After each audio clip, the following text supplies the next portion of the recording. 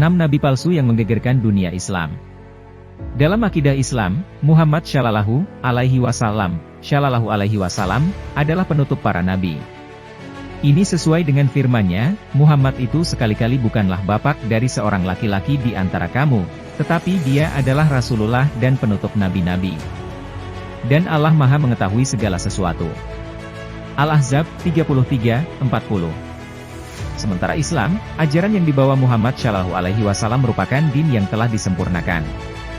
Namun, masih ada saja manusia yang mengaku sebagai nabi yang diutus Allah Subhanahu wa Ta'ala, setelah Muhammad Shallallahu Alaihi Wasallam untuk menyempurnakan ajarannya. Bahkan, sebelum Muhammad Shallallahu Alaihi Wasallam wafat pun sudah ada yang mengaku sebagai nabi. Jumlah mereka banyak. Berikut di antara para nabi palsu itu. 1. Musailamah Al-Kazzab dan Sajjah binti Al-Harits. Musailamah mengaku nabi saat Rasulullah Shallallahu Alaihi Wasallam masih hidup. Ia dari Bani Hanifah di Yamamah. Istrinya, Sajjah binti Al-Harits dari Bani Tamim, juga mengaku sebagai nabi yang menerima wahyu dari Allah Subhanahu wa Ta'ala untuk disampaikan kepada umat. Dalam riwayat, saat mempersunting Sajjah, Musailamah memberikan mas kawin berupa cuti sholat Asyar kepada keluarga Sajjah. Tentu saja saat itu seluruh Bani Tamim libur sholat Asyar. Setelah Rasulullah Shallallahu Alaihi Wasallam wafat, mereka semakin leluasa dalam menyebarkan pemahamannya. Khalifah Abu Bakar As-Siddiq tidak tinggal diam.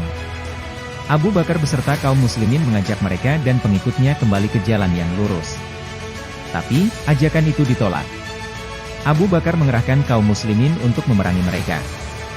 Dalam perang Yarmuk, kaum muslimin bentrok dengan pasukan Musailamah dan Musailamah berhasil dibunuh oleh Wahsy bin Harb. Sedang saja di akhir hayatnya bertaubat dan kembali ke pelukan Islam. 2. Aswad Al-Ansi. Nama sebenarnya, Ailat bin Ka'ab bin Auf Al-Ansi. Ia keturunan bangsa Habasyah yang tinggal di Jazirah Arab. Ia berkulit hitam, itu sebabnya ia dipanggil Aswad. Aswad mumpuni dalam dunia perdukunan serta mahir melakukan sihir. Aswad mengaku nabi saat Rasulullah Shallallahu Alaihi Wasallam menjelang jatuh sakit. Ia dikenal sebagai yang fasih lisannya. Ia mampu memutarbalikan kebatilan menjadi kebajikan. Banyak orang awam yang menjadi pengikutnya. Ajaran Aswad berhasil tersebar di Yaman. Ia mengaku bahwa malaikat telah memberikan wahyu dan memberitakan hal-hal gaib kepadanya. Namun Aswad berhasil dibunuh oleh kaum muslimin menjelang Rasulullah Shallallahu Alaihi Wasallam wafat. 3. Mirza Ghulam Ahmad. Mirza Ghulam Ahmad lahir 15 Februari 1835 di Kadian, wilayah Punjab, sebelah utara India. Ia berasal dari keluarga muslim. Namun, keluarganya itu dikenal suka berkhianat kepada agama dan negaranya. Saat kolonial Inggris menduduki India, Mirza salah seorang yang loyal dan taat terhadap penjajah. Sementara umat Islam India berjibaku mengusir penjajah. Sikap Mirza yang pro-penjajah ini, dimanfaatkan Inggris untuk membuat gerakan. Tahun 1900 berdirilah gerakan yang bernama Ahmadiyah. Mirza diangkat sebagai nabinya. Di antara ajaran Mirza yakni meyakini bahwa Allah juga berpuasa dan melaksanakan sholat, tidur, melakukan kesalahan, dan berjima. Selain itu, bahwa kenabian tidak ditutup dengan diutusnya Muhammad Shallallahu Alaihi Wasallam. Dan dirinya lah adalah nabi yang paling utama dari para nabi yang lain. Menjelang akhir hayatnya, Mirza didera penyakit. Menurut Hasan bin Mahmud Audah, orang kepercayaan Mirza yang sudah kembali ke Islam, ia meninggal di tempat tidur. Berminggu-minggu sebelum matinya ia buang air kecil dan besar di situ. 4. Mirza Ali Muhammad Ridha Asy-Syairazi. Mirza Ali adalah orang Yahudi yang menyamar sebagai Muslim. Ia tinggal di Iran. Ia berbaur di kalangan Syiah Imamiyah.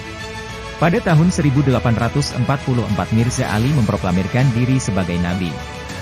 Ia mengaku sebagai Al-Bab, yang berarti pintu. Yaitu pintu bagi kaum Syiah atau seluruh umat Islam yang akan menyatukan mereka bersama imam yang ditunggu kedatangannya di akhir zaman. Ia juga mengaku sebagai jelmaan Tuhan. Ia penggagas ajaran bahaya. Ajaran Mirza Ali yang paling populer adalah menyatukan agama. Ia mengajak umat manusia untuk keluar dari semua agama yang dianut dan membentuk satu agama. Menurutnya, ketiga agama yaitu Islam, Yahudi, dan Kristen adalah benar dan semuanya datang dari Allah. Selain itu ajaran Mirza Ali juga mengharamkan jihad.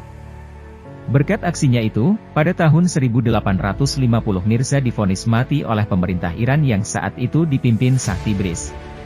Sementara, para pengikutnya melarikan diri ke Turki dan Palestina. 5. Tulaiha bin Huwailid. Hulaiha adalah seorang dukun. Ia sangat disegani oleh kaumnya. Ketika Rasulullah Shallallahu Alaihi Wasallam wafat, ia mengaku sebagai nabi yang menggantikan Muhammad Shallallahu Alaihi Wasallam. Ia ciptakan ajaran baru. Menurutnya, manusia tak pantas sujud pada setiap sholat. Kepala dan wajah diciptakan oleh Tuhan bukan untuk dihinakan dengan mencium bumi 5 kali sehari semalam. Ia pun menghapuskan kewajiban membayar zakat bagi orang kaya. Ia pernah menghadap Abu Bakar As-Siddiq di Madinah. Ia meminta Abu Bakar mengakui kedudukannya sebagai nabi baru dan hidup bersama berdampingan. Permintaan itu ditolak dengan tegas. Saat itu juga Abu Bakar memberi instruksi kepada para sahabat untuk memeranginya. Akhirnya, terjadi peperangan antara pengikut Tulaiha dengan kaum muslimin. Pengikut Tulaiha berhasil ditaklukkan. 6. Ahmad Mossadegh. Nama aslinya Abdus Salam. Ia penggagas aliran Al-Qiyadah Al-Islamiyah.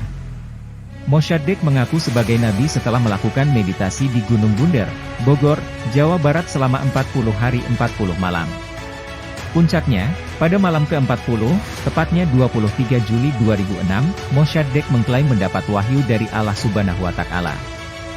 Ajaran yang dibawa Mossadegh ini dianggap sesat oleh MUI. Di antara kesesatan itu adalah sholat 5 waktu dalam sehari diganti menjadi 1 waktu, yakni sholat malam.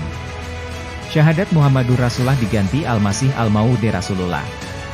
Sebelumnya Mossadegh tercatat sebagai karyawan di Dinas Olahraga dan Pemuda DKI Jakarta. Ia juga sempat menjadi pelatih nasional bulu tangkis.